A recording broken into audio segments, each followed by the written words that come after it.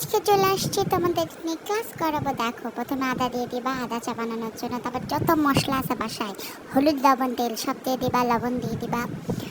তারপরে গ্যাসটা চালাতে পারো তো তোমরা নাকি?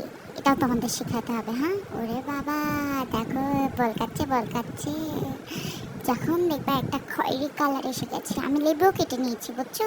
আমি বড় লোকস, আমার নায়িকা আমাকে সব কিছু কিনে দেয়। তো এখন চাপাতি দিয়ে দিবা। আমি ভাবেছিলাম আমি দেবো কিনা, দিয়েই ফেলাছি। যা যা হবে দেখা যাবে, আমি দিমই। যা হবে, কালার না হলে ভাল লাগবে লাই। তো আজকে শোনো, আমি যেমনে যেমনে যা যা দেখাচ্ছি তাই তাই করবো। আমি আবার চিনির মধ্যে যাই, আবার হচ্ছে আদা কেটে দিছিলাম, বুঝছো? কিন্তু আমি ভিডিও করে বেরিয়েছিলাম না, এদিনকে ঘাটপা ঘাটপা ঘাটপা ঘেটে এর ভিতর দিয়ে দিবা লেবু।